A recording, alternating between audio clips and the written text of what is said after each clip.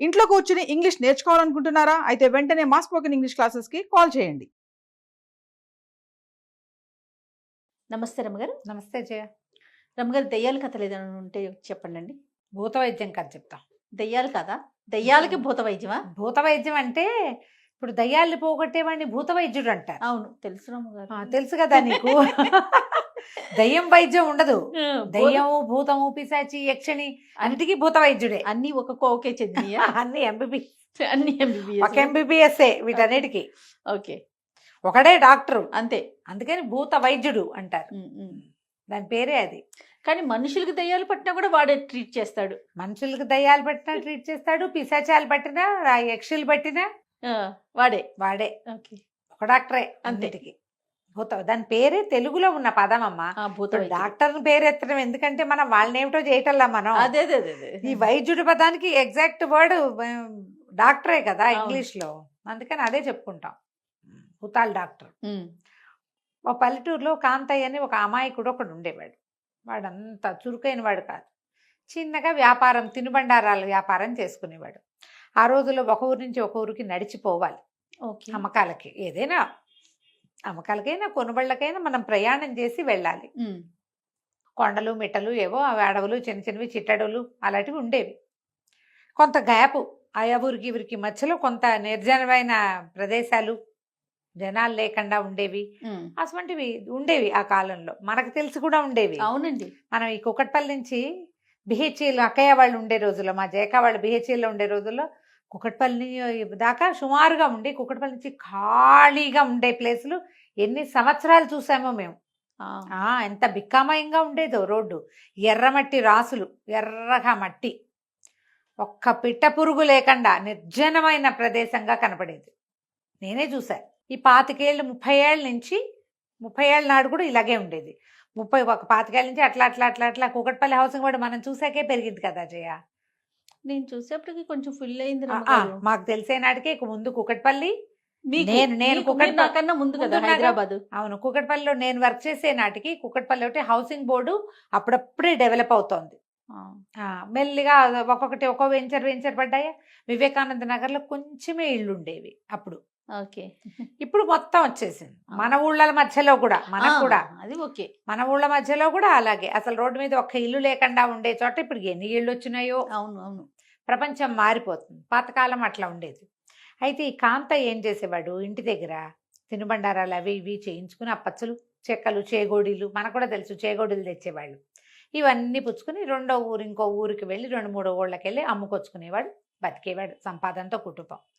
అయితే వీడు వర్షాకాలం వెళ్ళేటప్పుడు గొడుగు లేకుండా ఎట్లా వెళ్తాడు? తినుబండారాలన్నీ ఏదో ఒక సూపర్ సంచి లాంటి దాంట్లో పెట్టుకునేవాడు, తడవకుండా. ఏదైనా కప్పుకునేవాడు, గోను సంచి లాంటిది. ఒక గొడుగు కావాలి వస్తువులు తడిసిపోకుండా. ఒక కొత్త గొడుగు కొనుక్కున్నాడు. ఎక్కడో కొన్నాడు ఒక గొడుగు. కొత్త గొడుగు కొనుక్కుంటే ఏమైంది, ఆ ఊర్లో చలపతి అని ఒకడు ఉండేవాడు. వాడు భలే మోసగాడు. ఎవరైనా వస్తువులు కొనుక్కుంటే వాడి కన్ను కుడుతూ ఉండేది. ఏం చేశాడు, వీని చూసి, కాంతయ్యని చూసి ఓనాటి సాయంకాలం వాళ్ళ ఇంటికి వచ్చి, అరే బాబు అక్కడికో చీకట్లో అర్జెంటుగా వెళ్ళాలి, నేను చాలా అత్యవసరమైన పని, వాన మంచి మోపు మీద ఉంది, తెల్లవారేసరికి తెచ్చిస్తా, తెల్లారేసరికి గొడుగు ఇవ్వమని అడిగాడు. కాదంటని రాదు, నాకు కూడా వెళ్ళాలి, రేపొద్దు నాకు పని ఉంది, నేను ఇవ్వను, అలాంటివి అంటని రాదు. కొంతమంది నిర్ద్వంద్వంగా చెప్పేస్తారు.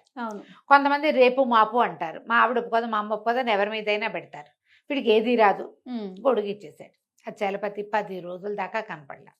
ఆ తర్వాత 4-5 రోజులు అసలు వానలే లేవు. మళ్ళీ తినుబండారాలు తయారు చేయించుకుని ఈ కాంతయ్య బయలుదేరే టైంకి గొడుగు లేదు. చలపతి తెచ్చి ఇవ్వలేదని ఆ చలపతి వాళ్ళ ఇంటికి వెళ్ళి అడిగితే, అయ్యో నీ దగ్గర గొడుగు తీసుకున్నానని నేను దొప్ప దొగుతూ వెళ్ళాను నీళ్లలో, నా వల్ల అవ్వలేదు, అసలు తడిసిపోయాను అనేసరికి ఆశ్చర్యపడి, అదేంటి నా గొడుగు చిరిగిపోయింది అన్నాడు. చిరిగిపోవటం కాదురా, గొడుగు వేసుకుని వెళ్ళి మన కొండ మలుపు ఉంది కదా, ఆ మలుపు దగ్గర ఒక దయ్యం ఎదురుపడింది నాకు.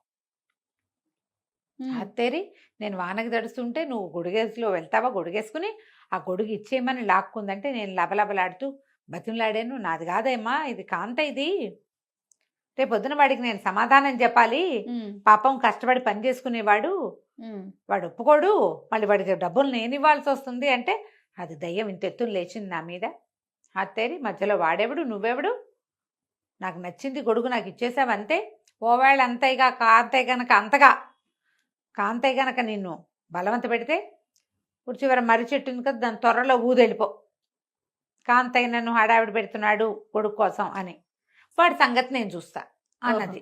ఇంకా నీ మాటకు ఎందుకు లేని నీ మొహం చూపించకుండా తిరుగుతున్నాను రా అన్నాడు. అనగానే కాంతయ్యకి కాళ్ళు చేతులు వణికిపోయినాయి. వాడి దయ్యాలు ఉన్నాయని ప్రగాఢంగా నమ్ముతాడు పాపం. చచ్చే భయం, నమ్మకం, భయం రెండు అంతేగా. ఇక కాళ్ళు వణికిపోయి ఏడ్చుకుంటూ ఏం చెయ్యాలో తెలియలే. ఏం చేస్తాడు, ఆ ఇంట్లో ఉన్న పాత గొడుగునే రిపేర్ చేసుకున్నాడు. మళ్ళీ కొత్త గొడుగు కొనుక్కునే సత్తా లేదు. పైగా దయ్యాలు గొడుగులు లాక్కుంటుంటే మనం వేసుకెళ్తున్నప్పుడు కూడా అది ఎప్పుడో పీక్కుంటే మనం ఏం చేయాలి, ఎందుకు వచ్చిందని పాత గొడుగు మాసికలు వేసుకుని దాన్నే వాడుకుంటున్నాడు. ఆ ఊళ్ళో శరభయ్య అని ఒక భూత వైద్యుడు ఉన్నాడు.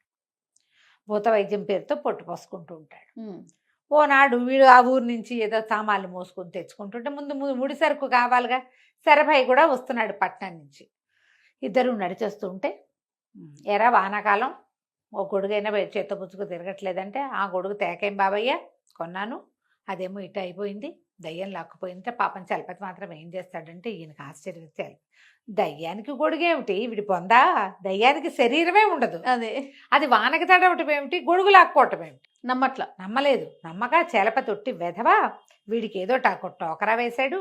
వాడు ఎప్పటి నుంచో ఎన్నిసార్లు ఈ శరభయ్యకి టోపీ పెట్టాడు. ఎట్లాగైనా వాడి పీచమన్న చాలనుంది ఈయనకి. సరేలే విని ఊరుకున్నాడు.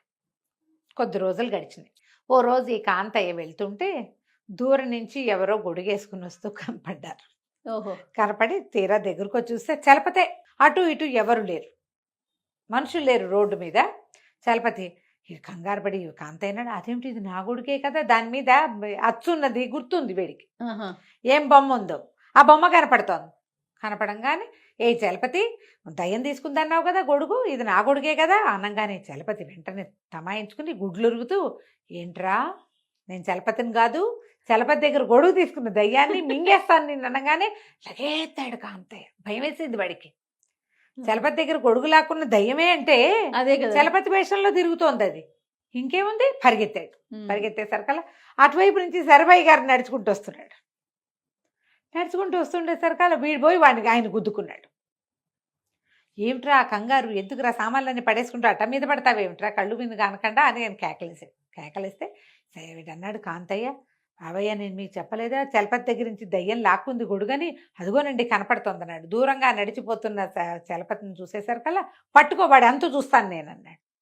ఈయనున్నాడుగా ఆసరా, దాంతో నా భయం అండి అన్నాడు. కానీ భయం లేదేం లేదు, వాడిని చిత కొట్టి దయ్యాన్ని విడిపించకపోతే కనుక, బయటికి పంపించకపోతే చలపతిని చంపేస్తుందిరా, అది చచ్చిపోతాడు చలపతి ఆనంగానే. అయ్యో బాబా ఇంకేమైనా మన ఊరు వాడు పాపం చలపతి చనిపోతే చిన్నప్పటి నుంచి మనకు తెలుసు.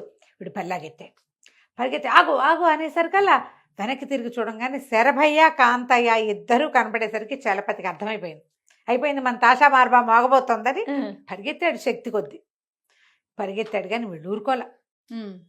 అటు నుంచి ఎవరో వస్తున్నాయి, పట్టుకోండి శరభయ్య బాబాయ్ పట్టుకోమన్నాడని ఈ కాంతయ్య కేకలు పెట్టాడు.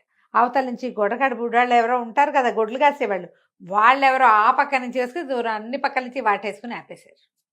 ఆపేశాక ఈ శరభయ్య గారు ఏం చేశాడు, చింత చెట్టు నుంచి ఒక చివరే ఒక చింతబరికి కోయండి ఇంత పెద్ద ఇది కోయించి కొమ్మ కోయించి ఆకులు దూసేసి పెడేల్మని పీకాడు. ఒకటి గట్టిగా కొట్టేశాడు. కొట్టంగానే చలపతి బాబాబు వదిలే శరభయ్య, నన్ను నేను చాలా దయ్యాన్ని కాదు చలపతినే, వాడి గొడుగు కోసం ఎత్తెత్తానంటే ఒప్పుకోలేదు శరభయ్య. నాకు తెలీదా దయ్యమో చలపతో నాకు తెలీదా, 30 ఏళ్ళ నుంచి భూత వైద్యం చేస్తున్నాను, ఛాన్స్ దొరికిందే ఛాన్స్ అని చిత్త కొట్టి వదిలిపెట్టాడు. ఆ గొడుగు కాంతయ్య పరం చేశారు.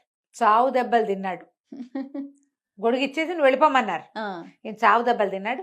ఆ తర్వాత పాపం ఇతను కాంతయ్య ప్రతిసారి చలపైతే ఎక్కడైనా కనపడితే బాగుండు, నాకు గొడుగు అవి ఇప్పించేశాడు శరభయ్య బాబాయ్ అని చెప్దామని ఉంది. వాడికి తెలీదు అమాయకుడు, వీడు మోసం చేస్తున్నాడని శరభయ్య గారికి అర్థమైంది కానీ వాడికి అర్థం ఇంత జరిగినా వాడికి అర్థం కాలేదు. పాపం అమాయకులు అలా ఉంటారు కదా. ఆ గొడుగు పుచ్చుకుని తిరిగేవాడు. చలపతి మాత్రం మళ్ళీ కనపడలే, ఆ ఊళ్ళోనే లేడు. చావు దెబ్బలు తిని వేరే ఊరు వెళ్ళిపోయాడు. బాగుంది కదా భూత వైద్యం, చాలా బాగుంది.